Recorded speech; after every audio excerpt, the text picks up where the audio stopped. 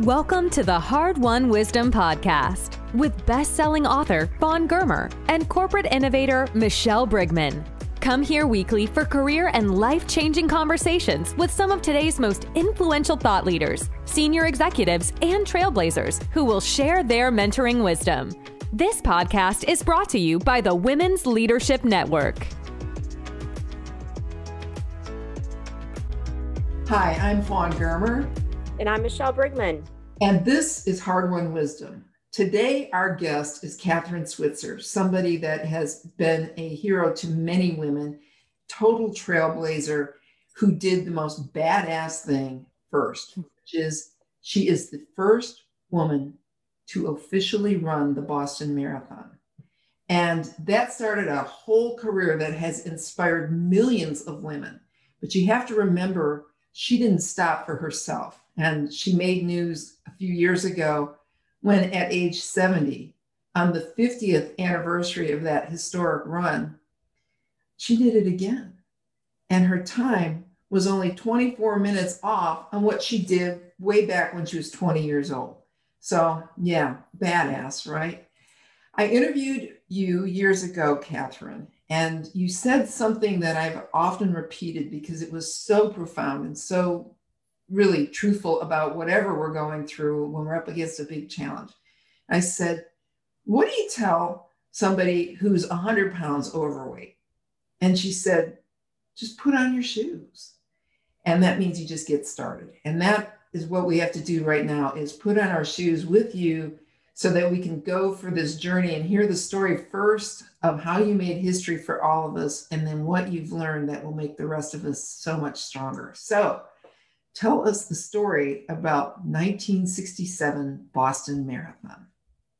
Well, first, Fawn and Michelle, how wonderful it is to be here. And I'm so proud of you, Fawn, especially because I've just met Michelle. But, you know, I've known you for years, and I'll never forget that first book, Hard Won Wisdom, and how you bird dogged that book and made it happen. And it was a privilege for me to be in it. So I'm happy to reunite with you after many years. Here we are. So it's great.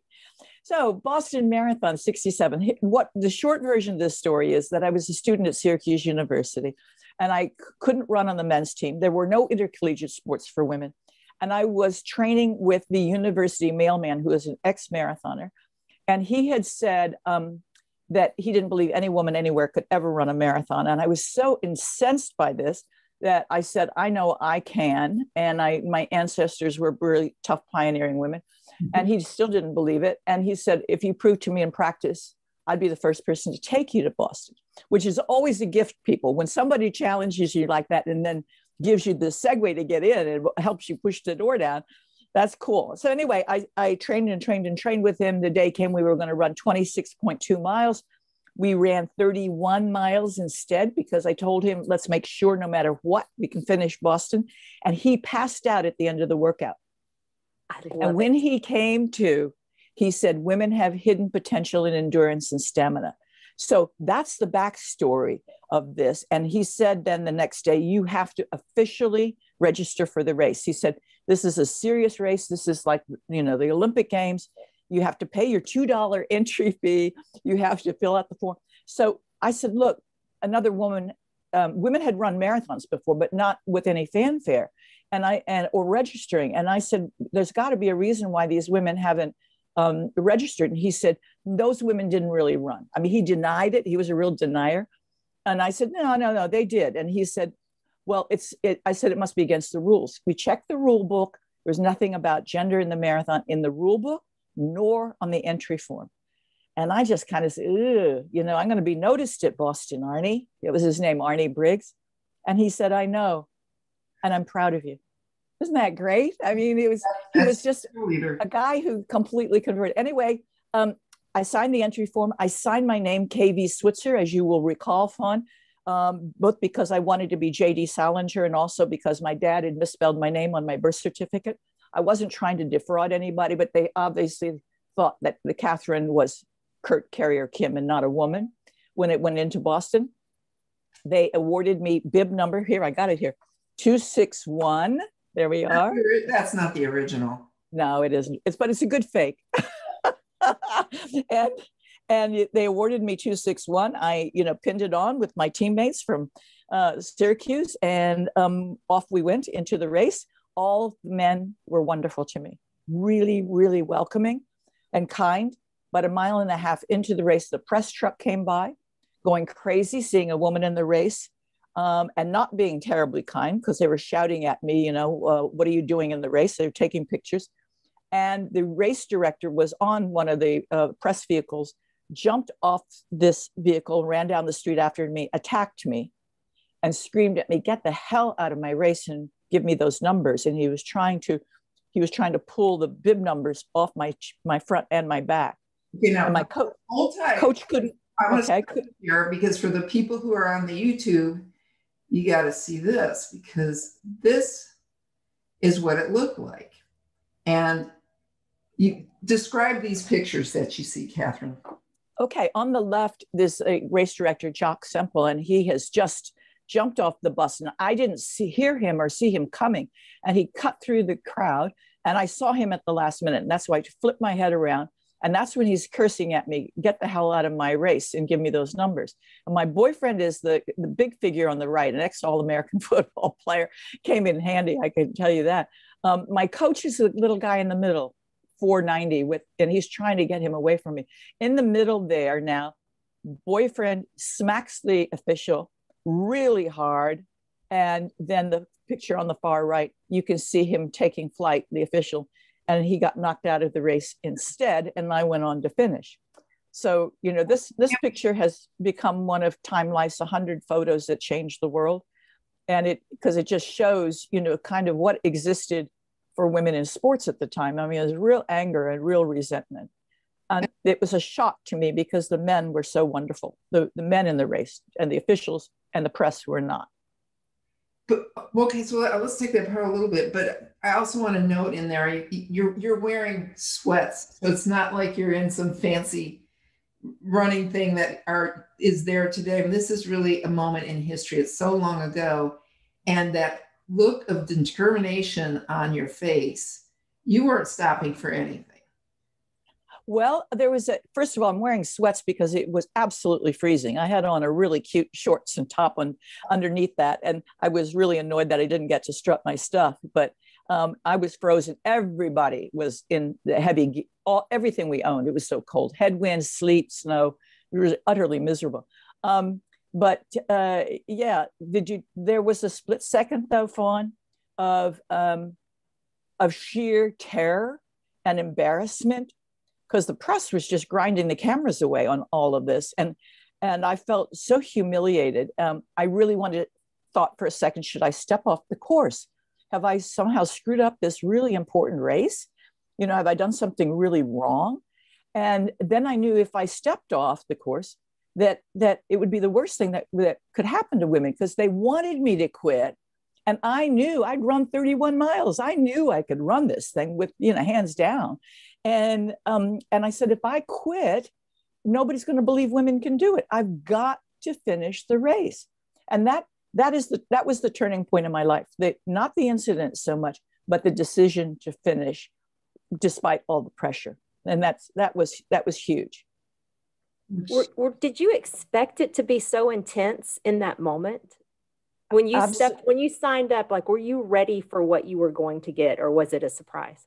No, listen, I knew it was going to be unusual, but men in running had always been great to me. And I really think women in the sport would not be where they are today if we hadn't had such support from the guys. Men were coming up to me and saying, wish my wife would run. I wish my girlfriend would run. Give me some tips. But so I just thought it would be unusual, but and I thought maybe I would at the most get scolded, because occasionally spectators were not nice either. Even on my training runs, they would, shout things at me. So I kind of expected a little bit of that, but I didn't expect that kind of aggression. It was a surprise to everybody. I mean, even the men were just outraged by it. It was really amazing. But don't forget, Jock Semple was a man of his time.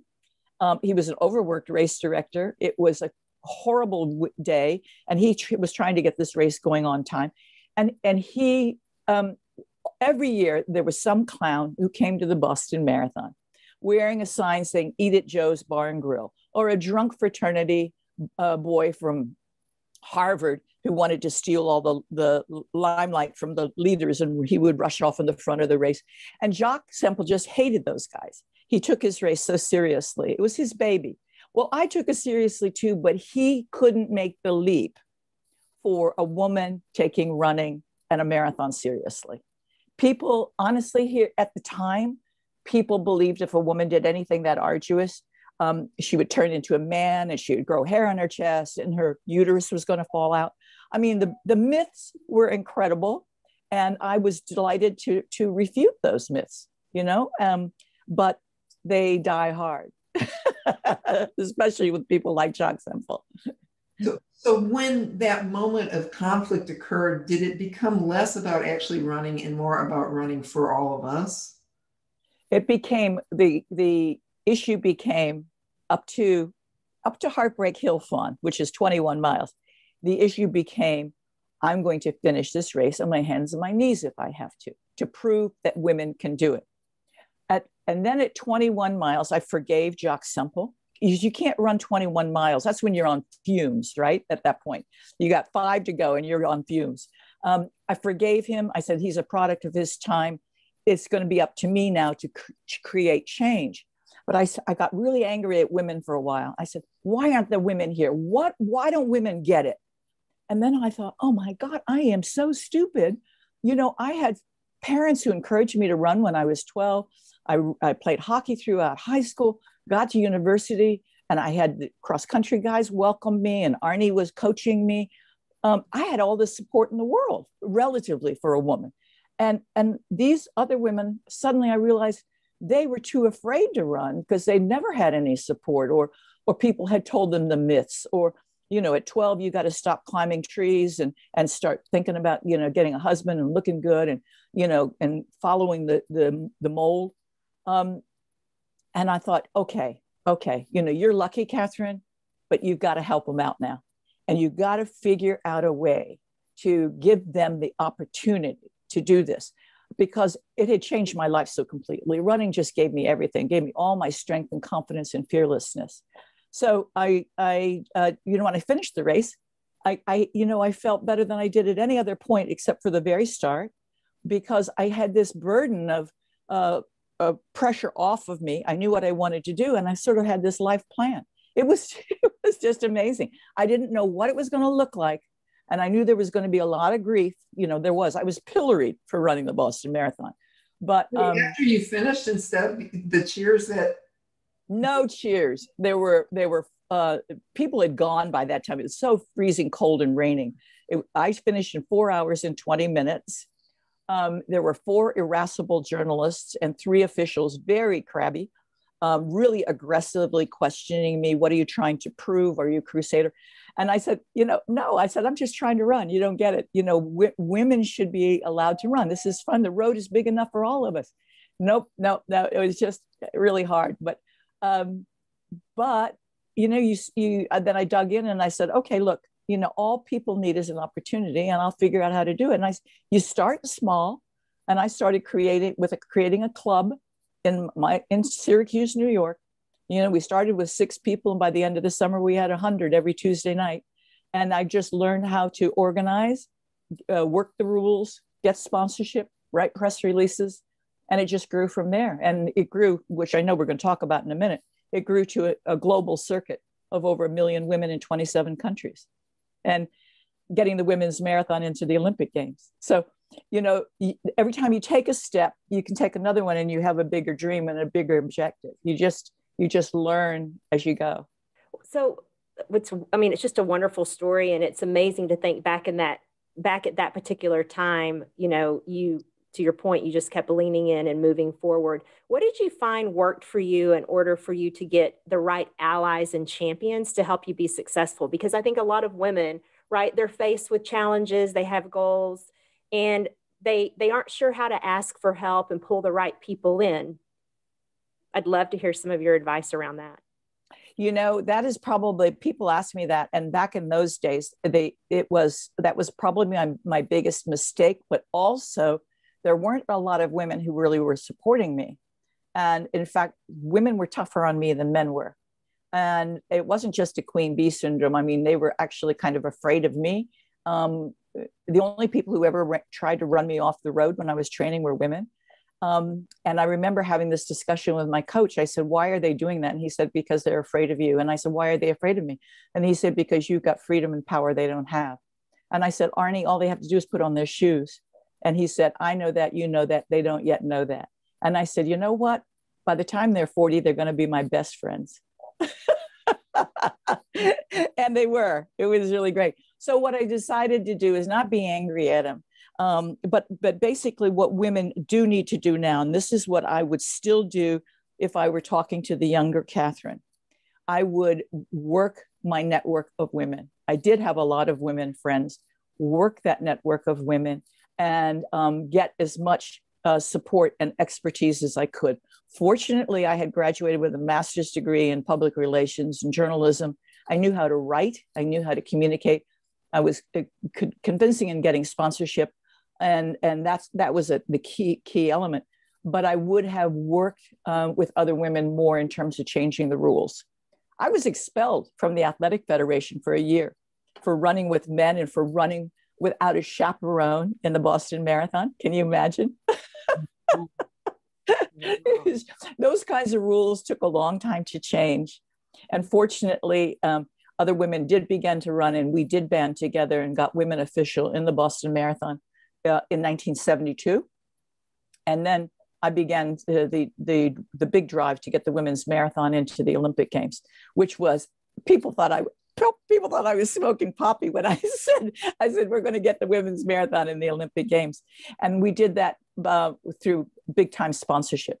I knew if we could create something big and glamorous and welcoming for women, it would open the doors, reduce the intimidation, and create a welcoming opportunity for fitness and health. And that's how we portrayed it. And we went, I went anyway, with Avon Cosmetics help, because they were the sponsor, from country to country, and worked with every federation in those countries and the different athletic clubs. And we put on these events, and people said women are not going to show up, maybe 10. Well, hundreds and thousands showed up. In one race in Brazil, the federation there said the women here are not going to run. And 6,500 women showed up. And that was in 1979. It was one of the biggest races in the world. Amazing. So people will always respond to an opportunity. It was critical, though, when you finished the race. At what point did the criticism turn into the positive reaction, the history, and then really that, I love that even Jacques Semple, the bad guy, got woke. So how did things evolve? Well, it took a long time. It was very polarizing. I got piles of hate mail and I got piles of fan mail. So I got things that said, you're going to fry in hell and you should be in the kitchen making dinner for your husband kind of mail, which I parceled out to my roommates, and everybody read and laughed hilariously, and we threw those away. And then other people would say, take a picture of themselves and have that clipping of that picture up on their mantelpiece and said, this is on our mantelpiece. My husband and I think this is the greatest thing, and good for you. So Jacques Semple had steam coming out of his ears for a long time. I used to just laugh at it because I said, hey, I forgave the guy, back over in Heartbreak Hill. And finally, 5 years later, when we got official in Boston, it was 5 years to get official in the Boston Marathon. He was the one who had to welcome us. And he just was really irate. He said, if they're going to run my race, they have to meet the men's qualifying time. And 8 of us could do it. 8 of us ran. And afterwards, he said, well, why? They're really good. Like he hadn't been watching us for 5 years. And then he came over and gave me a big kiss on the cheek in front of TV cameras. And he said in his Scots brogue, I'll never forget it, come on, lass, let's get a wee bit of notoriety. And the picture of that kiss was in the New York Times the next day with the headline, The End of an Era. Because if Jacques Semple is going to forgive Kathrine Switzer, times are changing. And it was true. It was really true. So he and I actually, you're going to scream, he and I became best friends. Oh, seriously? Yeah, we became best of friends. He always had a short fuse. He was angry at a lot of people, but he and I would do talks like this together, appear together. And I was with him a few hours before he died, because he's a guy who not only changed my life, but his actions, as negative as they were, became one of the biggest positives. It became a social revolution. You know, we were so inspired by that. Everybody was inspired by that picture that has changed millions of women's lives. And I mean, 58% of all women who run in the United States, of all people who run in the United States, are women now. And that's a social revolution. They're not running to be Olympic athletes. You know this. They're running because it gives them a sense of self-esteem and power and stress bust. And you know, and so anyway, yes, you know, that's how he came around. And that's a real indication of how many men also have been coming around and changing the landscape for us all. That, you know, people say, what can we do to bring men to the table here? And I say, listen, I know thousands of men who want their wives and their girlfriends and women and their daughters to be successful. We just need to invite them into this discussion. I see them all the time, let's say at a marathon. You know, we're at New York, and he's watching the kids, she's running the race. And then he says, next 6 months, she's going to watch the kids, I'm going to train for the Boston Marathon. So they have this switch off, whatever they do. And we're finding also that this kind of meeting on a meeting ground, that where you're sharing the road. It's not about gender. It's not about money. It's not about race or religion. It's totally inclusive. Is a great example for what we can do in business, where we all bring different assets. Maybe men, speed, power, strength, boom, boom, boom. Women, endurance, stamina, flexibility, balance, a different kind of way of looking at things. Those are our, you know, physical attributes, mental attributes. We're different, but we make a great team. Yeah. We need 52% of the population here. It's interesting, Katherine, because I think about, you know, at that time with you in this race, it was very clear why you were there. Like, you were there because you wanted to compete and run the race. And I wonder sometimes with women, just in today's business environment, just going back to the comment you just said, it's like we know oftentimes what we don't want, but we're not real clear on what we do. Therefore, it feels like we make it harder for men then to know, okay, so I'm ready to solve the problem, but I'm not really sure what that means. Yes, one may be pay equity, but in terms of like culture and business environments, you know, what does that need to look like for a working mom? I mean, do you have any thoughts on how to be more specific on what it is we feel like we want that would make us happy and feel on equal ground? Yeah, that's a hard one, isn't it? Because often we just go around and feel resentful or we feel martyred, you know, like, oh, I'm doing all this and you're not doing anything. I think it's real important. This is really simple. This is kind of like Fawn says, you know, I told her to put on her shoes. I think it's important to say what you want, just to say, hey, I need some help here. You know, how about you doing the laundry and I'll do the vacuum? Or in the workplace, there's a project to be done. And maybe the woman said, you know what I'm really good at? I'm good at this and this and this, but I'm not good at this and this and this. So for instance, I know I'm really good at marketing, PR, convincing people of things, but I'm terrible at technology and at spreadsheets and the accounting. And maybe somebody else said, okay, great, I'm good at that. Whatever, we bring our things together. You got to talk about it. And you got to stop feeling resentful. Okay, that's another thing. I think a huge thing also is, both with men and women, is we've got to stop being defensive. We've got to stop assuming that they're the enemy. You've got to start assuming that you're on the team and that you can work together. You got to trust, lay down your arms, you know, come into the meeting. I used to have a lot of meetings with women in the early days. People said you could never work with a group of women. You know, they were always crabby and bitchy to each other. I said, that's absolute nonsense. I had a whole team of women. This is back in the late 70s, early 80s, when it was the height of, you know, it's not gonna happen with women. And I, you know, when they would come into the door of the meeting, I'd be there and I'd say, egos outside the door. we're just gonna be us. No judgment. Let's talk about what we wanted to do us. And we got along great, you know? Hey, Fawn. Hey, Michelle. Okay, we have all these amazing women that are sharing their stories on this podcast, but what do we do now so it is not a bunch of talk and no action? Well, that's the easy part. Everybody just head over to the Women's Leadership Network at womensleadershipnetwork.com. And wowza, this is the ultimate mastermind and masterclass for career women. So if you're looking for coaching and inspiration from some of the most accomplished and influential women of our times, and you don't want to pay $1 million for it, you've found your tribe. All right, so what do we get?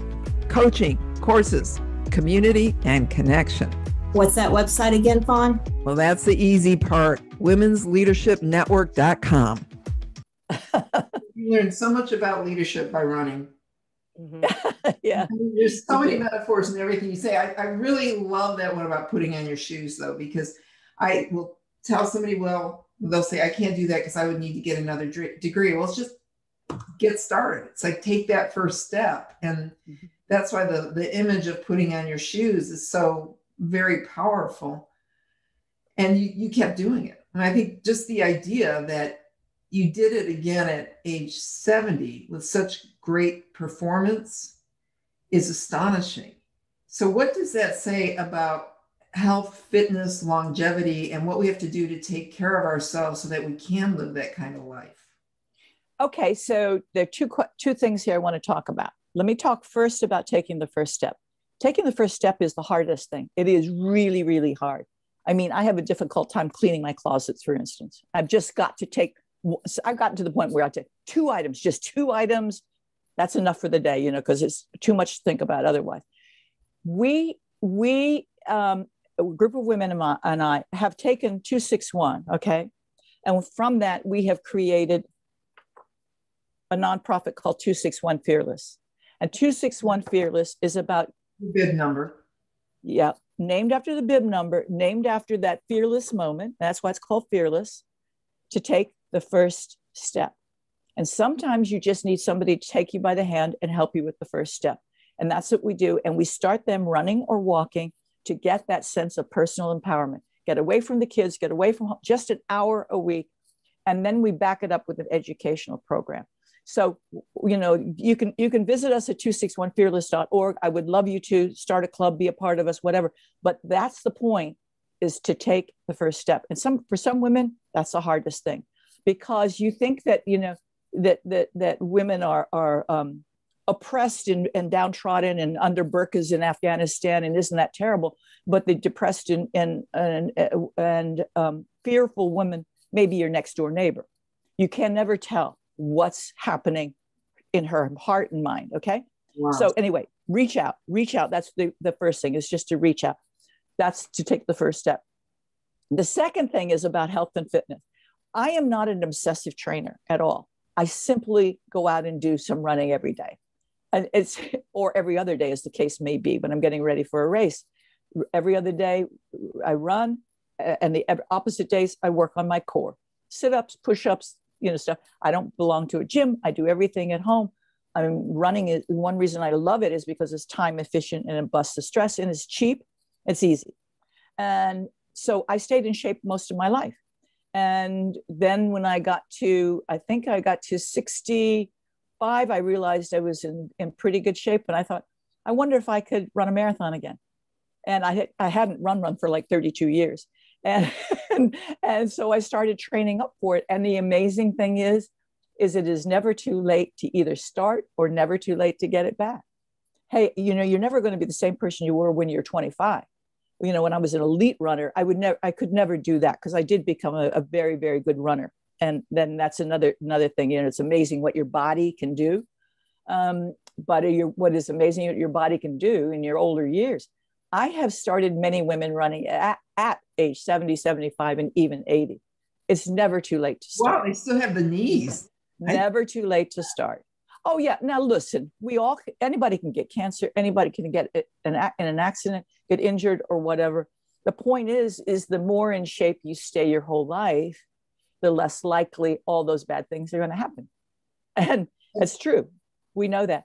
And the amazing thing is, then I thought, you know what, that would be a fantastic thing to run on my 50th anniversary. A woman hasn't done that before.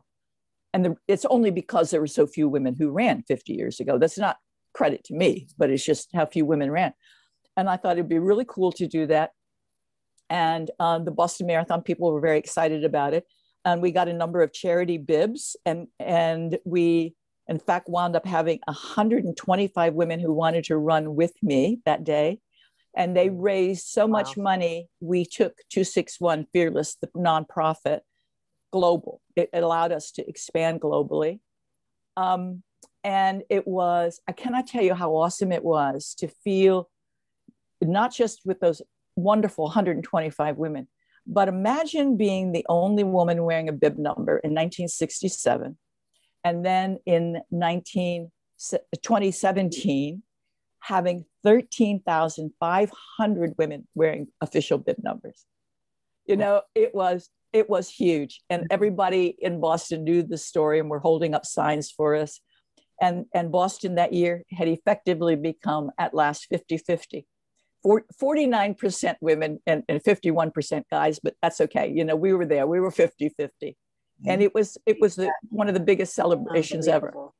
Amazing. So psychologically, that must have been the highest, an even higher high than the first. Absolutely. No question about it. It was the happiest day of my life, actually. Really? Yeah, because everything that I had dreamed of came together. You know, that we have 50-50 in the Boston Marathon. We had the women's marathon and the Olympic Games. We just launched a global charity that was going to help. It was definitely going to change women's lives. And we were only 4 years old, and we're in 12 countries and 5 continents already. So, you know, we're making huge strides. We've created a social revolution, and I had my health. I mean, I'm very, very grateful. I had my health and my fitness, and I could do it. And my husband was waiting for me at the finish line with a big kiss. I mean, everybody's dream, right? And Kathrine, just think, you were almost a cheerleader instead of a runner. You know, that's how it started. My father said, you don't want to be a cheerleader. You want to be on the field. So, but I'm a cheerleader for running. That's for sure. It just happened in a different order, right? The right way, right? At what moment did you realize you were going to be so significant in history? I don't think I ever realized I was going to be significant in history. I mean, I think, you know, that was an accident, the Boston Marathon. I mean, that's what happened to me. My husband, Roger Robinson, actually wrote about it better than I could say it. He said she was attacked by a man. She was rescued by a man. And that's when the passive stopped and the active began. Because he said, then she decided she was going to finish the race and change the situation for women. But I never thought that I would be significant beyond that until we got the women's marathon and the Olympic Games. But then I didn't think that I was going to be getting credit for that. I thought that would just be a moment in history that was long overdue and finally happened. And then founding 261 Fearless has made me, I think, significant. And I think, you know, that Boston 2017 was significant because that inspired so many women who are afraid of getting old. You shouldn't be afraid of getting old. You've got hard-won wisdom. The older you get, the more significant you can be. You have more to offer, you know? Oh, really. I kept telling everybody, I know her. I know her. And I'm very physically active. And honestly, you don't feel your age when you're doing that. I know. And then you look at the pictures and you say, oh my God, look at that saggy skin. But, all right. But you know what? I looked at that picture of me coming across the finish line and I had kind of, you know, saggy skin. And I said, you're 70 years old. You are the luckiest woman in the entire world. You are looking hot. Let's just get that out there. That's awesome. Well, I mean, Kathrine, you gave people hope. You've shown women what's possible. And you just kept leaning into what was being presented in front of you, but it was deliberate in terms of you wanted to be an active player in your life. And if I think back to just some of the things you've shared, you know, some takeaways and hard-won wisdom for our audience, there were a couple of things that just really stood out to me. You said when someone gives you a challenge, it's a gift. Take it. Mm-hmm. Sometimes you have to lean on someone else's faith in you in order to keep going. You did that in the beginning with your race. You also are doing that with the 261 Fearless organization. Yeah. It's amazing. You can't achieve potential carrying baggage. So forgiveness is the best tailwind, is how I would say that back. And then start small, right? It takes that first step. So like you said in the beginning, Fawn, just put on your shoes and start. I have many more, but those were some of the big ones that just really stood out. And I think we're all so grateful for everything you've done and the things that you are doing. It's just an incredible, inspiring story. Well, thank you, Michelle. I mean, you said some of those things a lot better than I could, and I appreciate it. Thank you a lot. You give us all so much hope. And, you know, one question we didn't get to, so if there were no mention of the Boston Marathon in your obituary, what would it say? I would hope that it would say that she made a difference in many women's lives by creating opportunities for them to be empowered. And, you could say, by getting the women's marathon in the Olympic Games or starting 261 Fearless or whatever, the bottom line is that talent is everywhere. It only needs an opportunity. And if they said that in my obituary, I'd be really pleased. You are a hero to so many of us. Thank you so much for your words today, for everything you've done. We will see you on the 70th anniversary of your run. Thank you, Fawn. Thank you, Michelle. Much love to you down there in New Zealand. Thank you, Kathrine. Okay. You're so welcome. See you soon. Lots of love. Thank you for joining the Hard-Won Wisdom Podcast with best-selling author Fawn Germer and corporate innovator Michelle Brigman. Join us weekly for career and life-changing conversations with some of today's most influential thought leaders, senior executives, and trailblazers who will share their mentoring wisdom. This podcast is brought to you by the Women's Leadership Network. Visit hardwonwisdom.com for more on this podcast and for links to Fawn and Michelle's web pages and social media. Also, be sure to rate, subscribe, and review wherever you listen to your podcasts. We really appreciate that effort, and we'll see you next week.